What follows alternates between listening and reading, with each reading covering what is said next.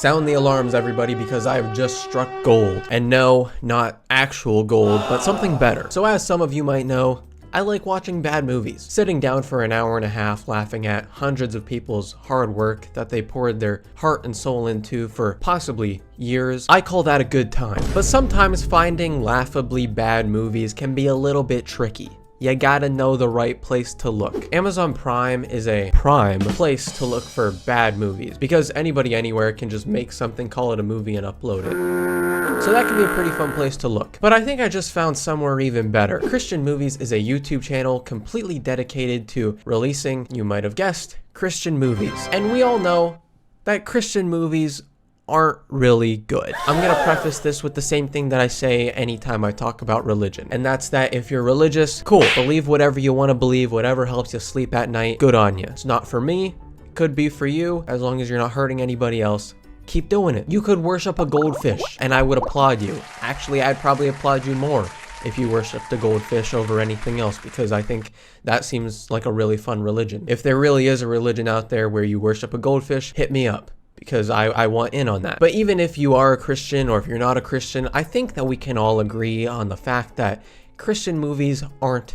good, okay? There may be an exception out there. You know, we got movies like The Passion of the Christ. We have other movies that have taken inspiration from the Bible that I think are pretty good. But when it comes to an actual Christian movie, I'm just saying I've never seen a good one. I've seen a lot of them and I've never seen a good one, which is why I like watching them, because I think that they are hilarious. So as you can imagine, when I saw a channel dedicated to Christian movies, you bet your ass I'm all in. With hit films like Click Clack Jack, Princess Cut 2, Just Desserts, Pride Comes Before a Fall, and Let There Be Light, starring acclaimed anti-vaxxer Kevin Sorbo, you ain't gonna keep me away from this. But the movie that we're gonna be watching today is called Escape from Hell. Now, why did I pick this movie, you might ask, out of the sea of other films I could have picked? Well, for one, the thumbnail looks sick as hell. Tell me you would not click on that and watch the entire thing. The title is catching, Escape from Hell. How the heck did you get to hell? How did you escape it? I'm curious. I gotta know. And then on top of that, when I read the synopsis for the film, it says, a man induces cardiac arrest in order to have a near-death experience. His journey takes him to the gates of hell. What? Yeah. Sign me right up, please. Now, this movie is a little bit older. It came out in the year of our Lord and Savior, 2000, which just so happens to be the year that I was born. So it seems like all the stars are aligning. I have to watch this movie. This movie was made for me. God has set me up with this film for a reason, and we're gonna find out what that reason is. So without further ado, Escape from Hell. So at the beginning of the film, we have our main character, Eric, seemingly dying, while his friends try to revive him. And all while that's going on, we have these incredibly gnarly transitions and some sick-ass music.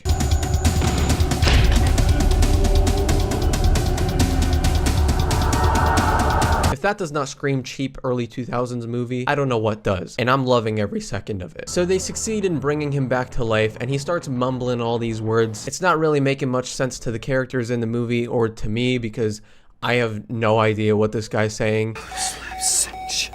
I've listened to this part like 10 times now, and all I can hear is, I slept sun chips.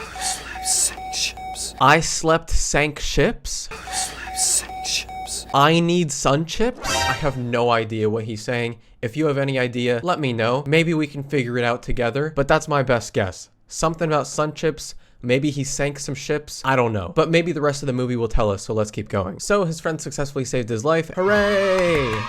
And they take him up to the hospital, where they keep him in a room, but he's not having it. Eric wakes up, skedaddles out of the hospital, takes an ambulance and drives to the nearest church. Lucky enough for him, the pastor of the church that he just broke into is there, and the pastor's a little bit confused, as I feel like most people would be when someone breaks into your building. Can I help you? But Eric reveals to the pastor that something is chasing him. They're after me. Something's coming to get him. There's this thing. I brought it back. It keeps chasing me. So right now, Eric has two options. He can keep running away from this thing that's chasing him, that's coming after him, that supposedly probably wants to kill him or something. I don't know. He seems pretty scared. He seems pretty sweaty spaghetti. Have you been drinking? No, you don't understand. So he could either keep running, or he can sit down and tell the pastor all of the events that led up to him breaking into his place, which just so happens to be the entire rest of this movie. Yes, Eric, very good idea. When something's chasing you, definitely sit down for an hour and talk to a pastor about it. But hey, who am I to judge? Maybe the thing that's chasing after him is really slow. Maybe it's like that age-old predicament that we talk about. What if you had a snail that was always just following you and trying to kill you. Maybe that's what it is. So maybe he has the time. I don't know. I've only gone through 15 minutes of the movie so far. But now that that's my theory, I really do hope that that's the case. Because do you know how badass it would be if at the end of the movie, the villain just so happened to be a snail? My name is Turbo. It's you. 10 out of 10 stars right then and there. So Eric takes us back to about a month ago. Eric's a well-paid doctor. He's living his best life. It's his dream job. And then one day, this little girl and her father come into the hospital because she just got bit by a snake. You remember what the color was? Red, black, and yellow. Lucky for us though, the snake was not poisonous. She's a-okay. But the dad, on the other hand, not so much. After they get the good news that the daughter is free to go, the dad decides to take a little snooze on the floor. Now you might be asking, why did he collapse? Does it have to do with anything that just happened? Him bringing his daughter into the hospital? Did he get bit by a different snake or something? And the answer to that is no. He's just apparently really unhealthy and his heart isn't good. His blockage looks like the freeway at rush hour. His lifestyle isn't hard to imagine. Eggs and legs all week, beers and steers on the weekend. I really hope that this is how doctors actually talk, because that would be hilarious. It would be terrible, but it would also be hilarious if behind the scenes they're just insulting every way that their patient lives. What have we got here? Another member of the Couch Potato Club? That lazy piece of shit just had a heart attack? Well, maybe he should have stopped eating Doritos, huh? Maybe he should have went for a run every now and then. You know what? I don't even want to help him out. You know, this is something he deserved. Catch me outside. How about that? I didn't even script that bit. I just did it off the top of my head. And the fact that I added that meme to the end of it makes me really disappointed in myself. And I do apologize for what I just did, what I just said. That was something that should have never been brought up. That meme should have stayed dead. I don't know what came over me. If anything, I now feel like I need God more than anything else. But then the next day, the dad, Mr. Garrison, finally comes to, and he starts telling Eric about what he saw before the doctors defibrillated him. I didn't want to come back. What do you mean you didn't want to come back? It's like I was in heaven. I saw myself shooting through this tunnel. I really do hope that that is actually what happens when we die, is that we go through like this green wormhole thing and we're just kind of just like standing there just alone, just kind of just floating through. I think that sounds like it would be a really fun ride. I hope that there's no destination even. I hope that that's just like what we do for the rest of eternity, is just gliding through space and time on a poorly lit green screen. But after all the crazy and wacky stuff Mr. Garrison just told Eric decides to call up his friend Dr. Marisa Holloway because she just so happens to specialize in this stuff. What stuff is that, you might ask? Well, she interviews people that have had near-death experiences, of course. Silly. So she makes her way over to the hospital to interview this dying man, to which he tells her repeatedly that he can't do it right now. He's not feeling too hot. Really not feeling well right now. Damn, what a job that must be. Interviewing people that have had these experiences. Like, I'm just imagining her going into these different hospital rooms with dying people and just being like, hey, can you talk in this camera for a bit? So you're about to die. Tell me, what's that like for you? I mean, it's kind of sad, actually. I don't really have that much. Okay, yeah. Oh, shut up. Have you seen anything yet? What do you mean, have I seen anything? I just want to know what it feels like. I mean, it doesn't feel good, I can tell you that much. Are you seeing anything? All I'm seeing right now is your fat ass in my face. Is there a heaven or hell? If you're so curious, why don't you find out for yourself? Answer the question. How am I supposed to answer the question if you keep interrupting me? This guy, guys, you couldn't have given me a better one than this? Wow, okay, that's a little rude. I'm done with this one. You know what? Fuck you. I hope you go sooner than later, okay? So the next day, as our main two funny lads are cracking up some jokes, None of my patients died, another $3,500 in the bank, and you're buying lunch. they see Marissa down the hall, and Wow. it's time for Eric to make his move. Hi, Eric. Thanks for the referral. Was it good enough for lunch? Oh, I gotta get back to work. Damn, I'm sorry, Eric. You know, you win some, you lose some after all. It was good enough for dinner.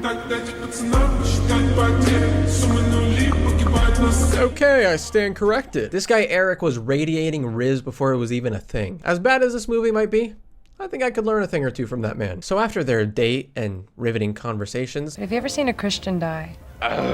she takes Eric back to her place. I know. The man is on a move tonight. You cannot stop Eric. He is the Riz god. What are all these? Oh, those are drawings of heaven by children I work with. They've all had near-death experiences. Wow.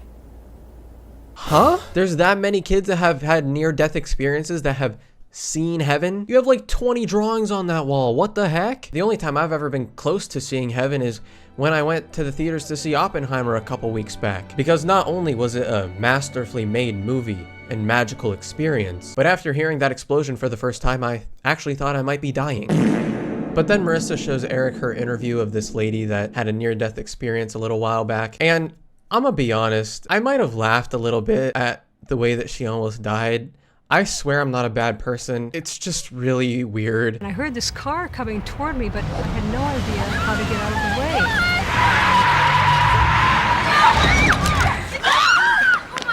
It's not funny. It's not funny. Stop laughing. I'm not laughing. You're not laughing. It's not funny. A blind lady just got hit by a car. That's not funny. Like, it's just the way that they did it. They could have filmed it in a much better way where it would have evoked a much better emotion, but instead they decide to do all these weird angles of people screaming, the really generic car sound effects, and then the thud. Like, it feels like you filmed this to make me laugh. And then the truck just keeps driving. It just keeps driving away without a care in the world. It's not funny. Stop laughing. And then she goes on to explain that when she died, she was also going through this weird wormhole thing that kind of looks like someone's colon. Looks like a fucking colonoscopy is going on. But here we get our first glimpse at heaven and an angel. And I don't know if you guys are ready for this yet. So, drum roll, please. I knew it had to be an angel. Darlene, daughter of the Most High, I'm sorry, but now is not your time. You must go back. Yeah, now if that does not convince you to become an atheist, I don't know what will. I also love the fact that if you look at the clouds in the background, you can see specifically where the effect ended and then they went back and replayed it again. Guess they didn't have loops back in the day. After the angel spoke to me, I wanted so desperately to stay there, but I knew I couldn't, and everything went black, and I couldn't see anymore, and I came back to my body. Okay, I know that there are multiple people in the world that have claimed that they've seen heaven, that they've died, and they've seen what heaven is like. I learned that heaven is for real, and you're gonna like it. But what I never understood is if you saw this place that you claim to be better than anything on earth, it's the greatest thing ever. There's no pain, there's no suffering, it's just joy and happiness. You're saying it is the greatest thing ever, that nothing on earth can compare to. I don't understand how you would come back from seeing that and not kill yourself. Now, don't take what I just said the wrong way. I am not saying to kill yourself. Obviously, that is a bad thing. Don't do that. I am not advocating for that. That is terrible. But if this earth is so terrible in comparison to what you saw, why would you not try your damnedest to go back there? And see, that's where my cynicism starts to kick in, and I start to think, maybe you're not telling the full truth here. Maybe there's a slight little fib going on. Walking around with Jesus, I was also able to meet the archangels Michael and Gabriel. Did you have conversations with them? Yes, I did talk to them, but God has not allowed me to remember what we talked about. Well, isn't that convenient? But now we cut back to Mr. Garrison, and it's his time. They say their goodbyes. Bye, Daddy. And we get another glimpse at the afterlife.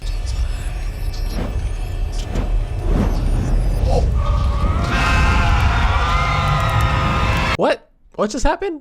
What was that? So obviously from seeing that, he went to hell, right? I would assume so. I mean, we saw what heaven was like, and there wasn't any fire, no screaming. But this completely contradicts what he said before when he died, because before he said that there was no pain and that he wanted to go back. So how come this time when he did it, he went to hell? I feel like when they were making this movie, they decided to make him a Christian, but then like halfway through, they were like, actually, what if we switched it up? What if we didn't do that? What if he actually went to hell? What do you guys think? Should he go to hell? We're putting Mr. Garrison in hell, right? Yeah, send him to hell. That's a good always idea. Have the best ideas. I never liked the guy anyway. That's what I'm talking about. Okay, hell it is, Mr. Garrison. But after watching Mr. Garrison die and watching some more interviews, Eric starts having some nightmares. And pretty graphic ones at that. Ugh. What the heck was that? I didn't know this movie was directed by Sam Raimi. So Eric goes on a little run through the woods. Because if there's one thing that we learned from this movie so far, it's that Eric likes doing a little goofy run now and then. I needed that positive point of light. But Eric is feeling conflicted. He keeps seeing people talk about the afterlife, and it's just clouding his mind. He can't let it escape. So there's only one way he can find out if it's real or not. So as he's sitting on top of this very high rock, I think we all know what he's about to do. That's right, he's about to take a lot of ibuprofen and aspirin. Listen, you don't want to fall off of that rock stop, because if you do, it might cause you a little bit of pain. So you gotta make sure you're all stocked up on your ibuprofen and aspirin. But ultimately, he decides to not go through with that because, I mean, he still wants to be alive. He still wants to come back from that experience. He wants to see what's on the other side, but just not stay over there for too long, if you catch my drift. So then he comes up with the brilliant plan to inject some poison into him, enough to kill him, but not kill him, just so he can see what the afterlife is like, but he's still able to be revived if his friend Carl finds him in time. So as it says in the Bible, bottoms up. And he comes to this beautiful field, a field that we've never seen before. We've seen heaven, we've seen the gates of hell, but we haven't seen this field. So what is this field? I don't know. But we do get to see another angel, so there is that. Why are you here? I came here to find out about you. So God tells him it's not his time yet, and he kicks him out. But he doesn't kick him back to the real world this time. He kicks him somewhere else. H-E double hockey sticks. They're eating me! When the demon goth girl is giving you mad head.